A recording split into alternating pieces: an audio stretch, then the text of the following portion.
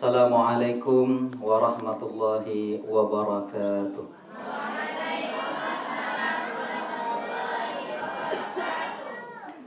Bismillahirrahmanirrahim. Alhamdulillahi rabbil alamin.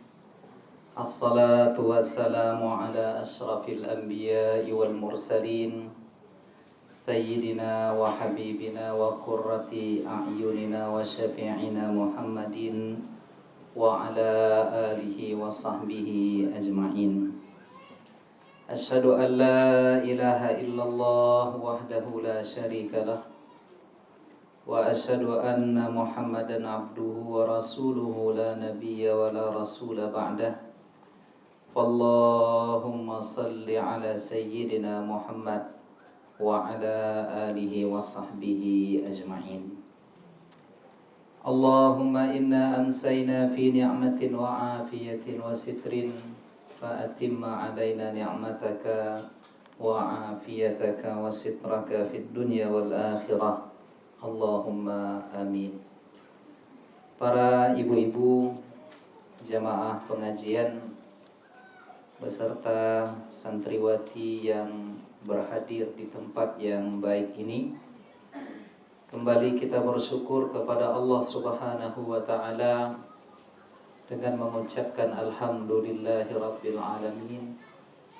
Kita diletakkan oleh Allah di majelis yang Ia cintai, yang dihadiri oleh para malaikat, yang tentunya mudah-mudahan kita berharap segala kebaikan amal yang kita lakukan ini mendatangkan ridha dari Allah Subhanahu wa ta'ala. Amin ya rabbal alamin.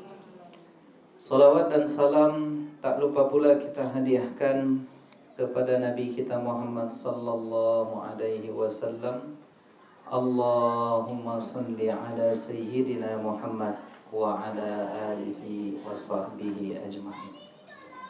Para ibu-ibu santriwati yang berhadir pada kesempatan majelis yang berbahagia ini, kita lanjutkan kembali kajian kita tentang akhlak, di mana pembahasan terakhir kita kemarin adalah tentang as-sidqu, kejujuran. Sekarang yang akan kita bahas adalah bab baru yang temanya adalah al-muraqabah.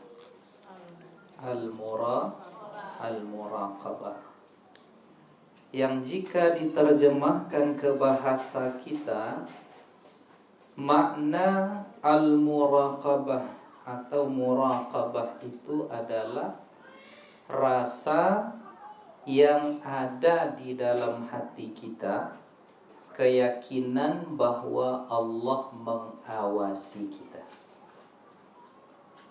Al-muraqabatu, yang disebut dengan muraqabah, di dalam kitab ini dijelaskan dawamu ilmil abdi, di mana seorang hamba selalu mengetahui, selalu ia yakin bittila'il haqqi subhanah, di mana Allah Subhanahu wa ta'ala selalu memperhatikan, melihat, menyingkap terhadap apa?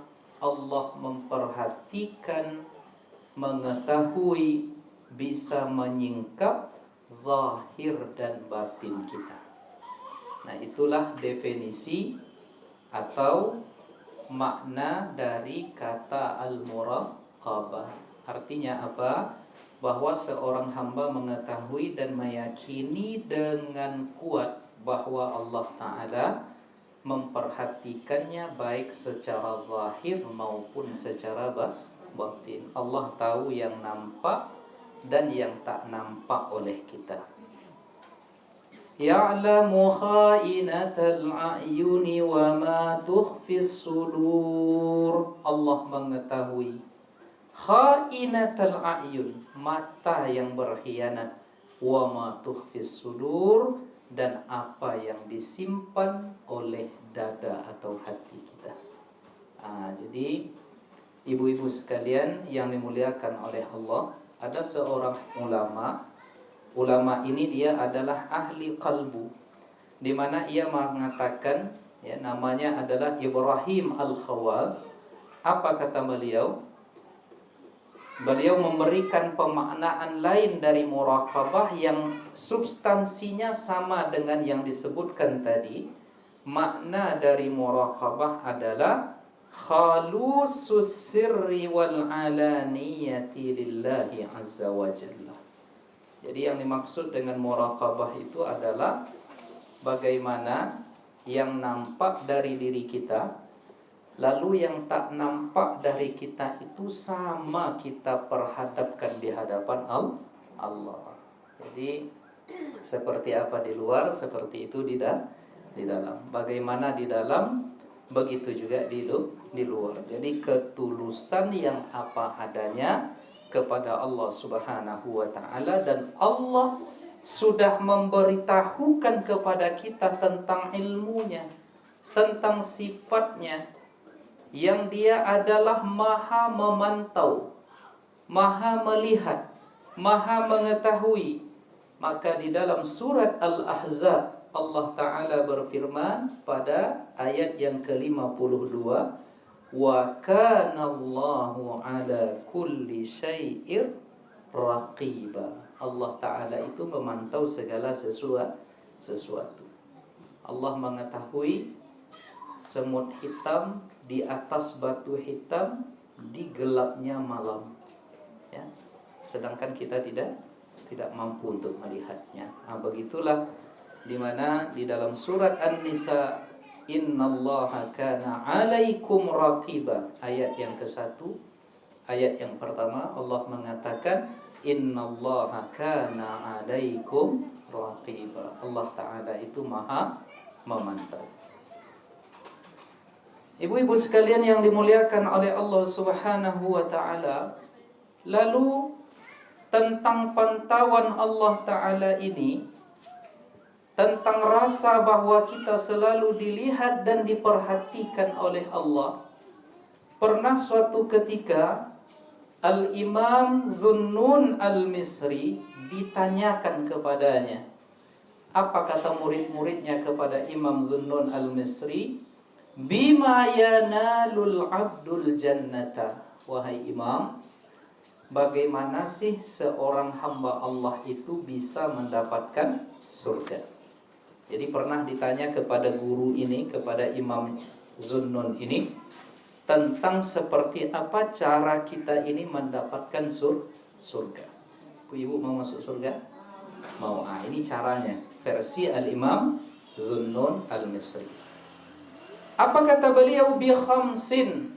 Seseorang hamba Allah dapat surga itu dengan 5 cara, dengan 5 tiket. Tapi ini di luar melakukan ibadah wajib, ya. Ibadah wajib sudah pasti. Jangan pula dipahami nanti dari yang 5 ini mana sholatnya, ya berarti sholat gak perlu. Enggak. Ini di luar yang wajib. Apa yang pertama? Yang 5 itu kata Imam Zunnun Al-Misri, istiqamatun laisa fiha rawghan.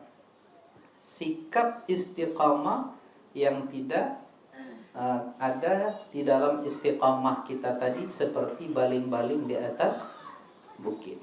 Kalau baling-baling di atas bukit, macam mana perangainya ibu-ibu sekalian? Ya, datang angin selatan ke selatan dia, datang angin timur ke timur dia, datang angin puting beliung terbang dia, ya. Nah, jadi tidak ada komitmen, tidak ada istiqamah. Jadi kalau kita ingin mendapatkan surga, yang pertama istiqamah di dalam kebaikan. Kemudian yang kedua, kata Imam Zunnun Al-Misri, wajtihadun laisa ma'ahu sahun. Yang kedua, cara kita mendapatkan surga itu adalah dengan ijtihad, kesungguhan yang tidak ada kelalaian di dalamnya. Jadi artinya surga itu untuk orang-orang yang berupaya untuk itu, bukan orang-orang yang tidur saja kerjanya, atau orang-orang yang yang lalai. Artinya ketika kita ingin surga setelah istiqamah, yang kedua kita mesti berupaya, berusaha sekuat tenaga dalam segala kebaikan yang kita lakukan itu. Jadi tak boleh lalai, ya, tak boleh santai. Mana di antara ibadah itu yang bisa kita jadikan modal kita nanti untuk mendapatkan surga, maka kita upayakan dengan sekuat tenaga di ibadah yang bisa kita lakukan itu. Kenapa demikian ibu-ibu? Karena kan kita tidak mampu untuk unggul di segala ibadah, iya enggak? Misalnya tahajud dia nomor 1, puasa sunnah dia juga, salat duha dia juga, bersedekah dia juga. Yang tak pernah suuzon, yang tak pernah suuzon ke orang lain dia juga, ya. Kemudian salat berjamaah dia juga yang hebat, pengajian dia juga yang istiqamah. Rasanya kita tidak ada yang mampu untuk unggul di segala amal. Maka oleh karenanya kita mencari mana amal-amal yang bisa kita jadikan keunggulan kita untuk itu. Misalnya kalau berat rasanya puasa sunnah, bisa kita ambil tilawah Al-Quran. Oh, mungkin di bagian puasa sunnah mungkin saya sudah tak kuat, ya, asam lambung naik misalnya, ya. Kemudian banyak hal lah alasan yang barangkali tak mampu kita untuk berpuasa, tetapi kekurangan kita di puasa itu kita tambal dengan tilawah Al-Quran. Jadi di Al-Qurannya barangkali unggul.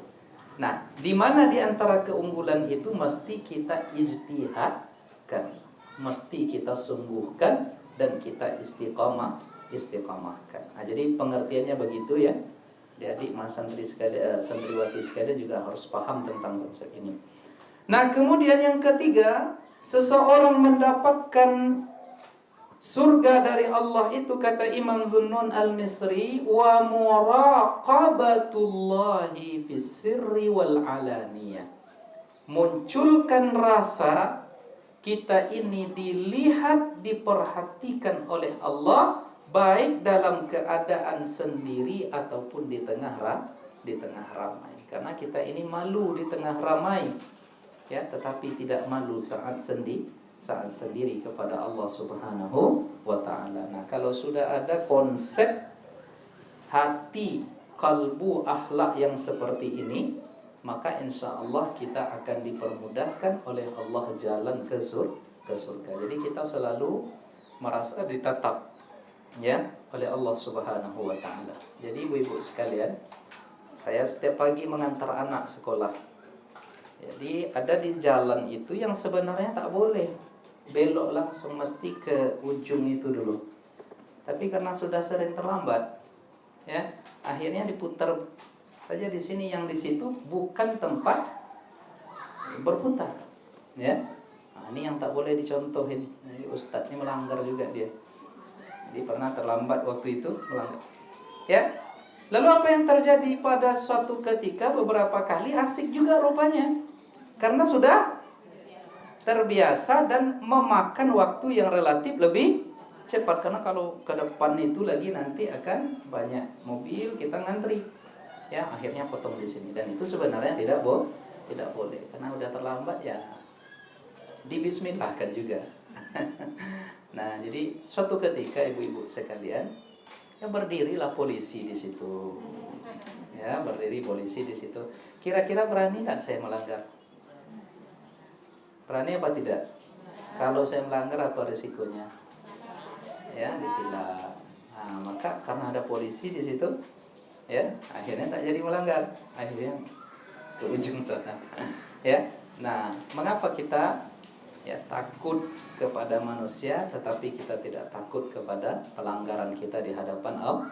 Padahal Allah melihat, ya, Allah mengetahui, Allah memantau, ya. Maka hendaknya ketika kita dalam keadaan sendiri juga ada rasa, kalau ada keinginan, ya, untuk berbuat dosa, ingatlah Allah selalu melihatnya. Maka kita akan malu di hadapan Allah Subhanahu wa ta'ala. Nah, itu yang ketiga. Kemudian yang keempat, wantizarul mauti bitta'ahhuli lahu. Kemudian munculkan rasa bahwa kita ini sedang menanti kematian dan mempersiapkan bekal untuk kematian itu.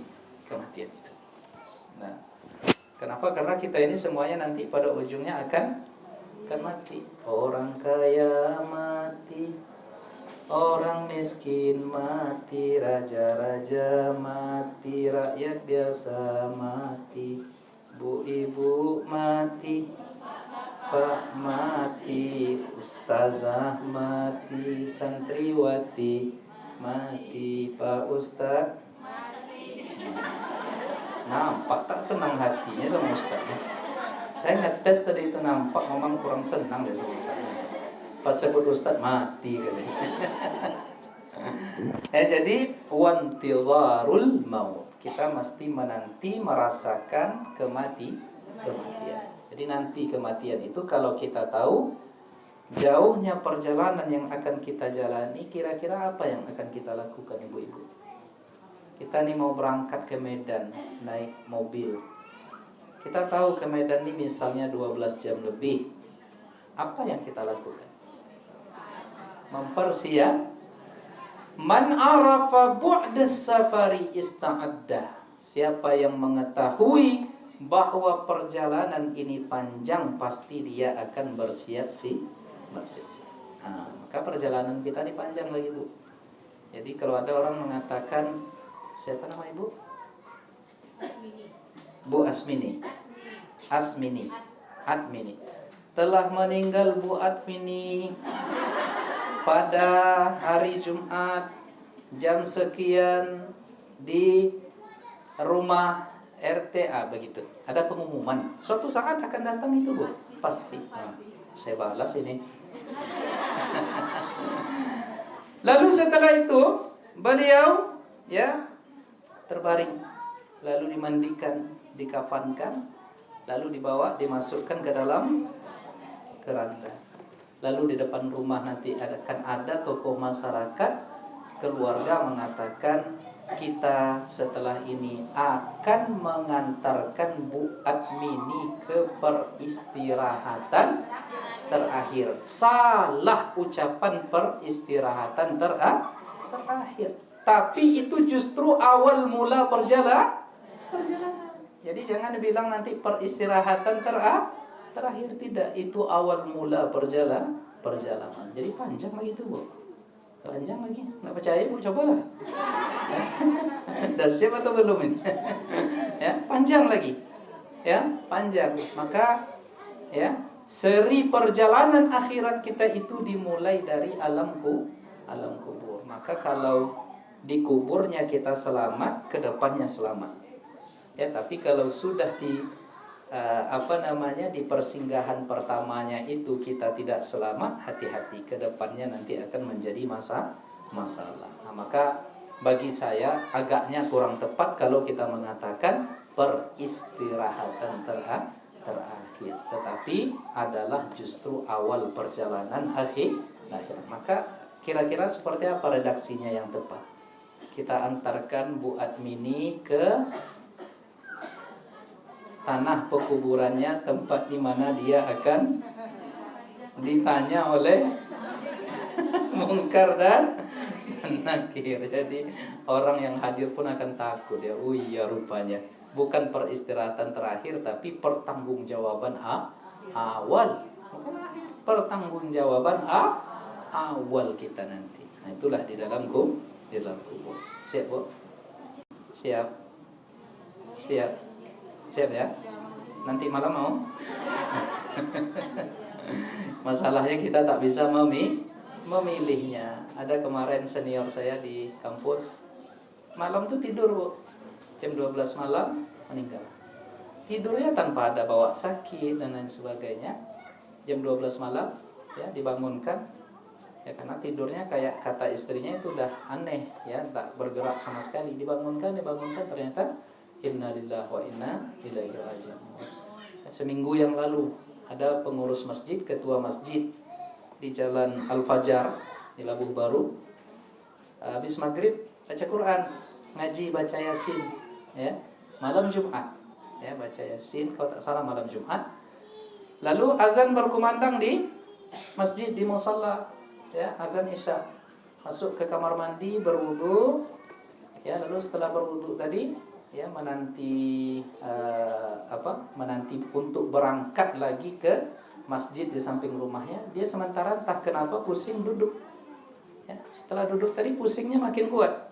Panggilnya istrinya, ya, datang istrinya. Pas datang istrinya, inna lillahi wa inna ilaihi raji'un. Coba tengok, meninggalnya adalah antara waktu salat ke waktu salat, dalam keadaan berwudu, selesai membaca Al-Quran, dalam niat untuk datang ke masjid. Siapa sangka. Jadi kita nih mati biasanya nanti, ibu-ibu sekalian, seperti apa kebiasaan kita hidup, seperti itulah mati kita nanti, ya.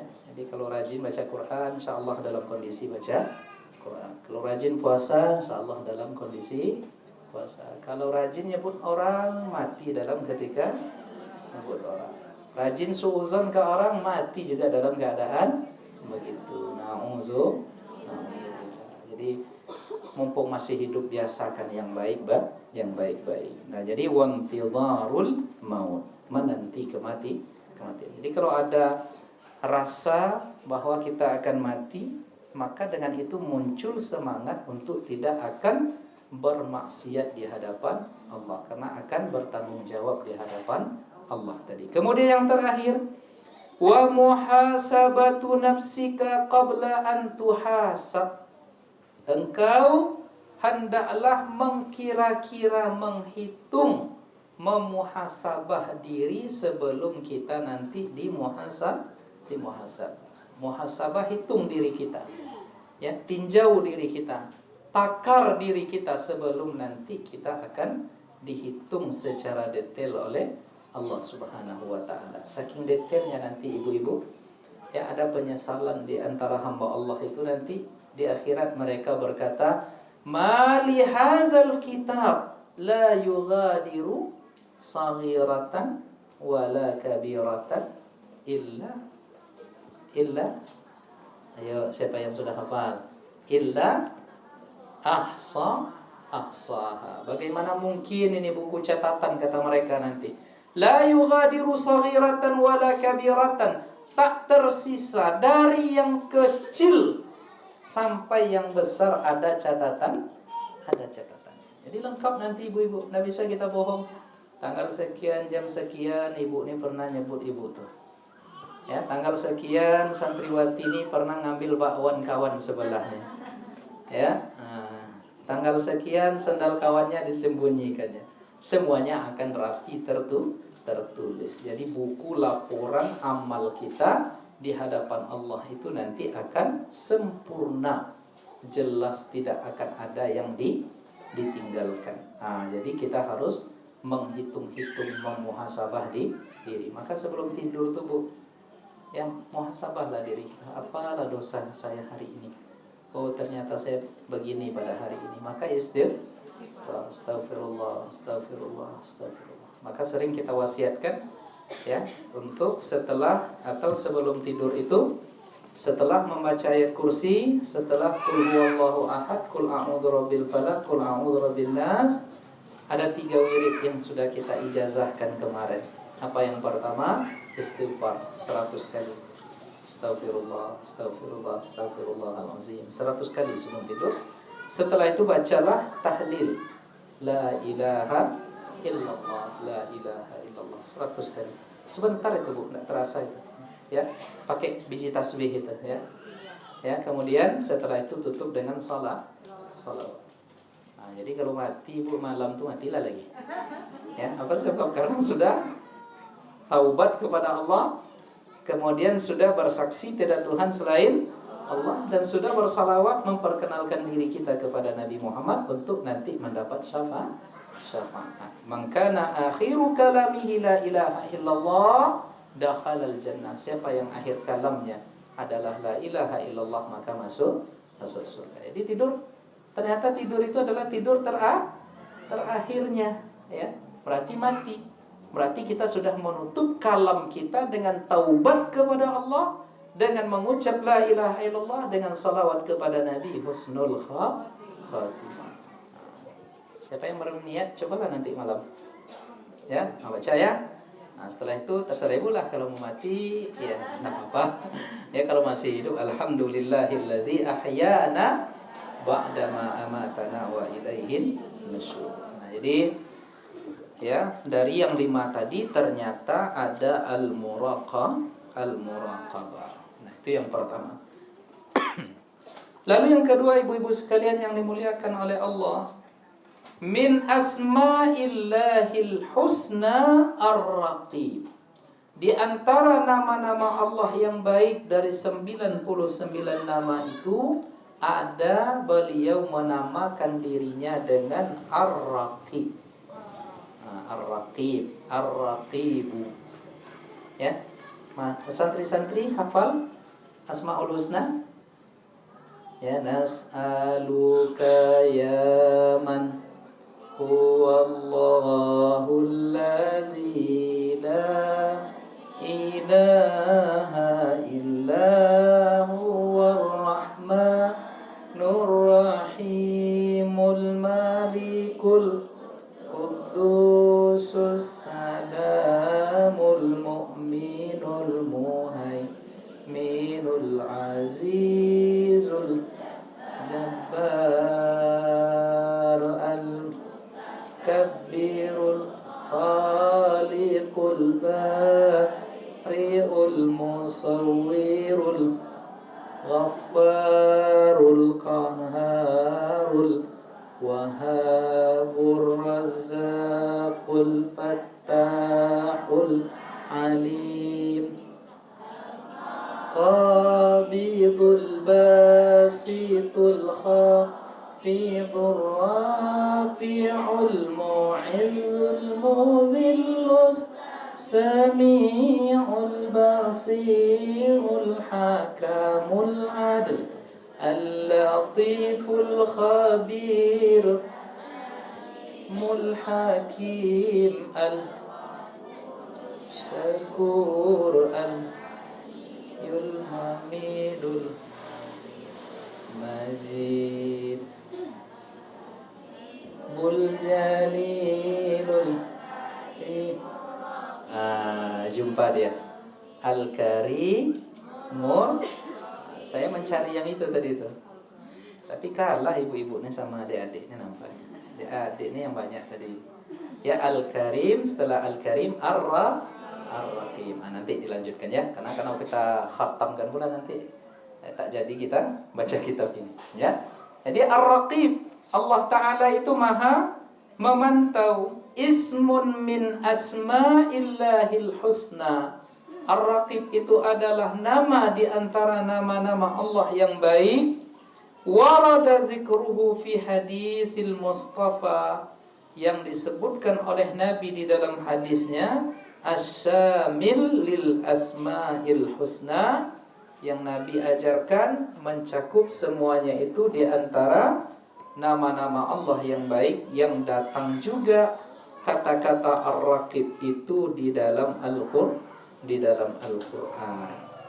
Nah, maka Ar-Raqib adalah Allah yang Maha Raqib, huwallazi la yaghfalu atau la yaghfulu wa la yanam. Allah yang Maha Ar-Raqib itu adalah zat yang tak pernah lalai, tak pernah tidur. Jangankan tidur ibu-ibu sekalian, rasa ngantuk di awal ingin tidur itu pun tak ada bagi Allah.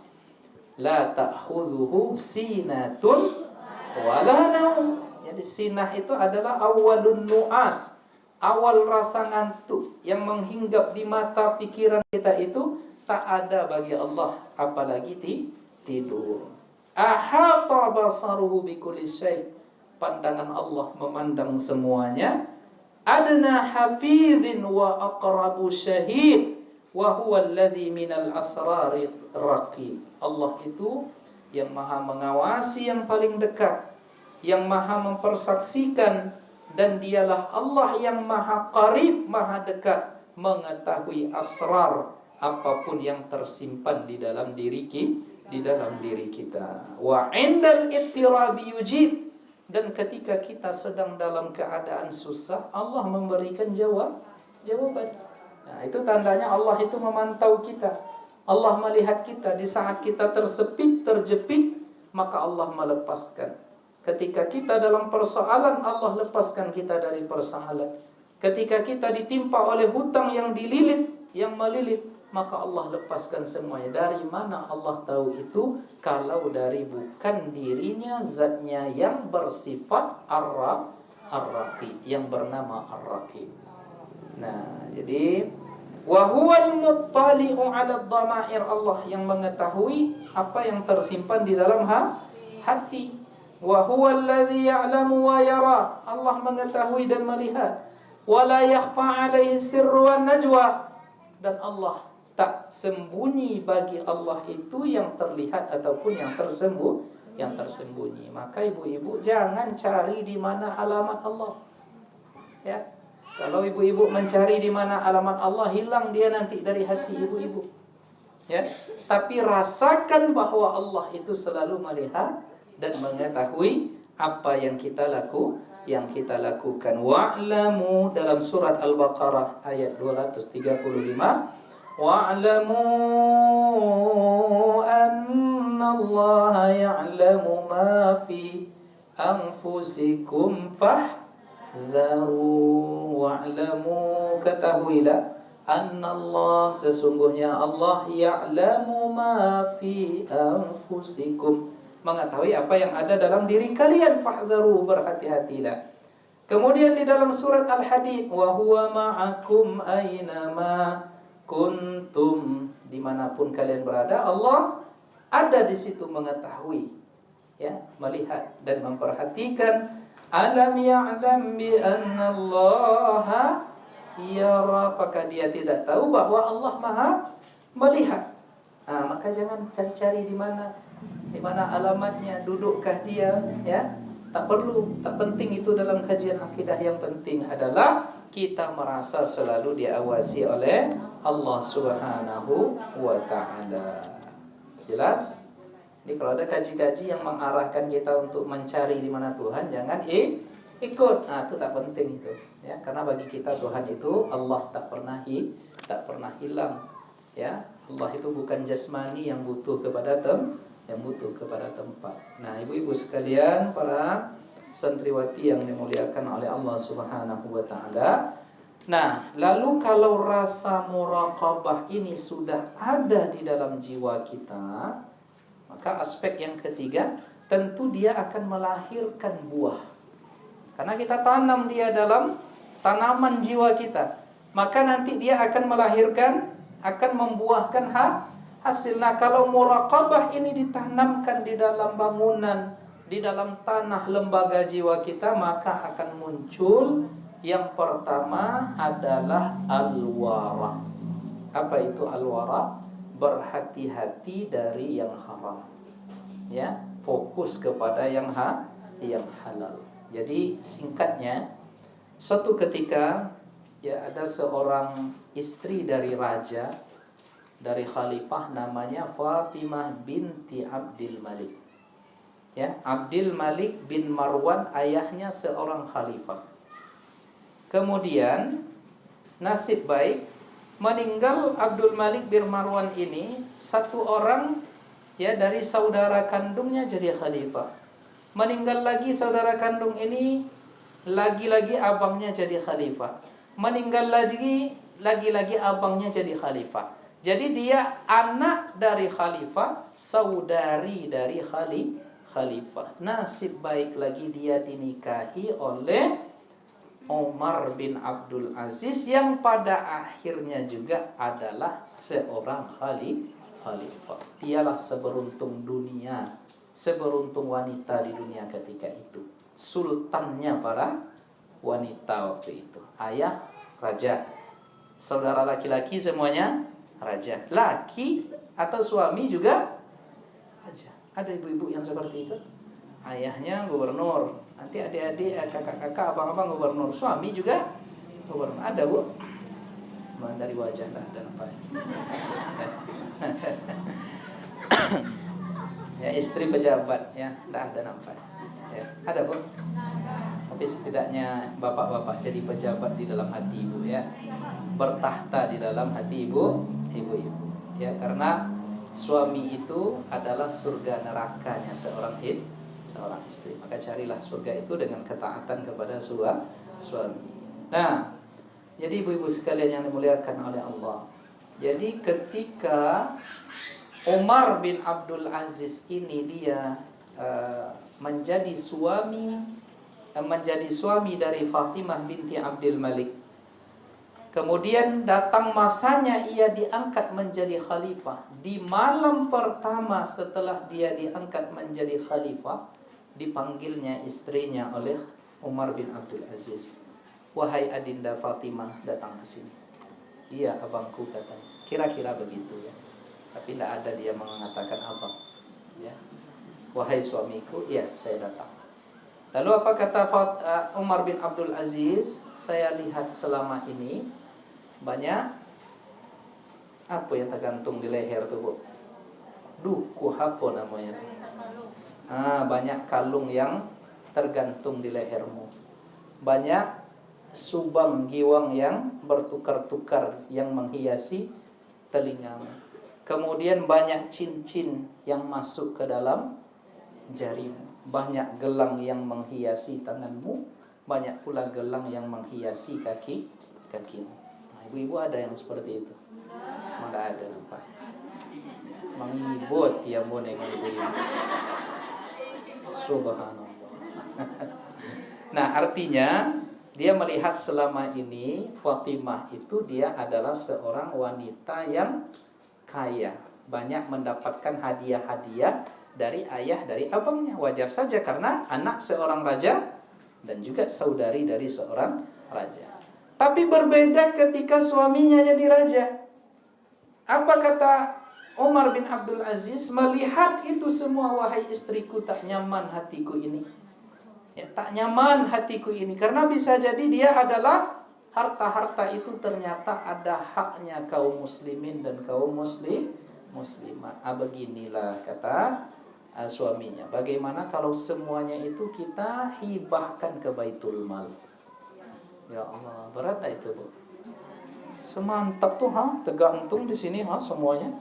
Kata suaminya, serahkan itu untuk kepentingan kaum muslimin. Kalau ibu-ibu diminta itu kira-kira macam mana? Tidak yakin saya.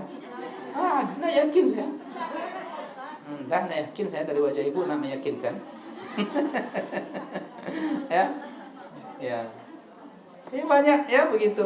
Nah, kira-kira gimana perasaan dari seorang Fatimah? Apa katanya? Wahai suamiku, ini kan hadiah dari ayah, dari abang-abangku, wajar dong. Iya wajar, tapi saya khawatir nanti itu ada hak kaum muslimin di sana.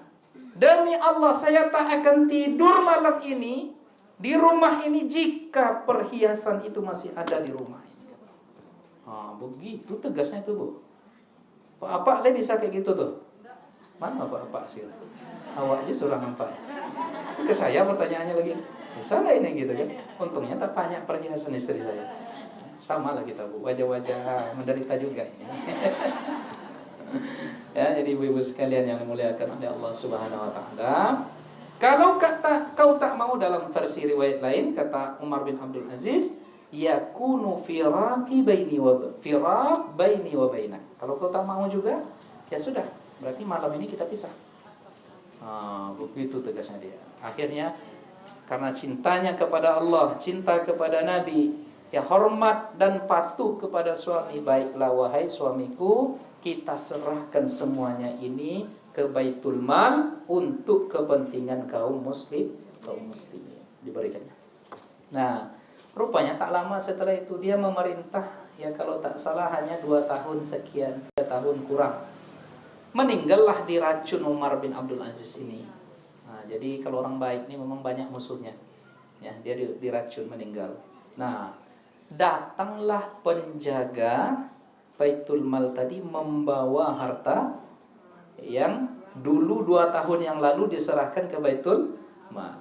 Karena si penjaga Baitul Mal ini masih ada hubung kerabat dengan Fatimah. Jadi dia tak masukkan, tapi dia jaga. Ya, ini saya anggap sebagai wadiah, titipan. Jadi datang dia, wahai Fatimah, wahai saudariku Fatimah, dulu kau pernah berikan perhiasan ini. Ya, ini kan sekarang Umar udah meninggal nih. Dulu ketika kau berikan itu saya catat ini hanya sebagai wadiah, titipan, bukan hibah, bukan pemberian. Nah, sekarang saya balikkan lagi. Kan Umar udah meninggal, ngapain lagi? Kira-kira apa jawaban Fatimah, ibu-ibu? Kalau ibu-ibu di posisi itu macam mana? Ambil. Itu jujur itu, ya. Ambil lagi, Pak. Anggap apa? Emas setinggi badan dimasukkan dalam goni. Kan lumayan itu kan? Lumayan itu. Dikembalikan lagi kepada Fatimah. Tetapi apa jawaban Fatimah? Ya. Apa kata beliau? Beliau menangis, ibu-ibu sekalian. Ya, siapa yang tak menangis ketika mengingat seorang suami yang dicintainya, seorang hamba Allah yang soleh. Apa kata beliau? Wa ma kuntu li'uti'ahu hayyan wa a'siyahu mayyitan. Tak mungkin aku taat kepadanya ketika ia hidup, lalu aku durhaka kepadanya setelah ia mati. Nah, coba tengok. Tak mungkin ketika hidupnya saya ya taat, tapi ketika mati dia saya khianat. Nah, apa yang melahirkan sikap seperti itu selain muraqabah? Dia merasa selalu diawasi, dilihat oleh Allah. Kalau cari-cari alasan, dia mungkin akan mencari alasan. Tapi bukankah ini dulu niatnya sudah diberikan, dihibahkan kepada Baitul Mal untuk kepentingan kaum muslimin. Dijual barang ini, mana yang lapar bisa makan, mana yang tak terbeli sayur bisa beli sayur, mana yang tak terbeli telur dibawakan telur ke sini, minyak goreng. Ya, ada sekali berapa? Nah, pasar murah, pasar berkah YTWU, alhamdulillah. Itu dari mana itu, Bu? Dari mana itu? Dari sumbangan sedekah orang-orang yang baik hatinya. Sampai ke perut kita, jadi darah, jadi daging kita bawa itu menjadi untuk beribadah. Betapa bahagianya, ya. Orang yang bersedekah maupun orang yang mendapatkan manfaat dunia akhirat. Nah, dari mana sikap dari Fatimah binti Abdul Malik tadi?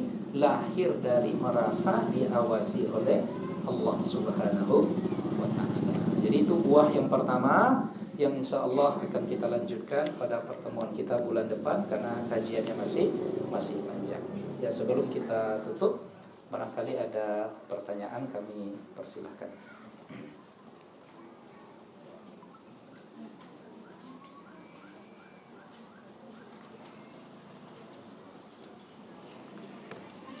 Baik.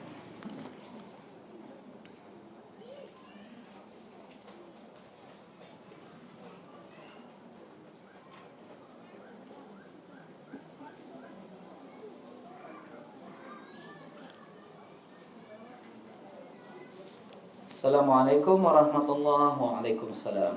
Ustaz, saya mau bertanya, silahkan.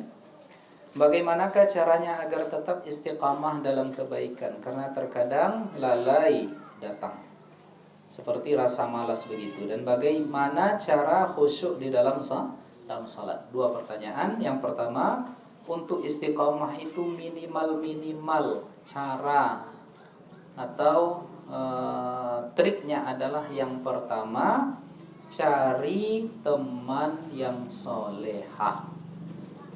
Kemudian yang kedua, cari komunitas yang solehah. Kalau saya sebut cari teman yang soleh, lain pula perkiraan ibu-ibu nanti, ya. Cari teman dan komunitas yang baik. Nah, karena ini beririsan dia, akan turun-menurun dia. Kalau temannya baik, akan dibawa kepada komunitas yang baik. Nah, maka penting kita punya teman-teman yang baik yang mengingatkan kita. Sekarang mudah ibu-ibu, kita punya grup WA misalnya. Kalau lagi malas, kirim, ya, ibu-ibu soleha, tolong dong beri triknya supaya saya tidak malas. Nanti akan ada yang balas. Nah, begini. Mudah sekarang kalau kita ingin. Nah, kemudian kalau tergabung ke komunitas yang baik, ada selalu penambahan ilmu dan setidaknya ada selalu, ya, ibarat kalau handphone ini baterainya lagi lemah, itu ada yang akan mencasnya.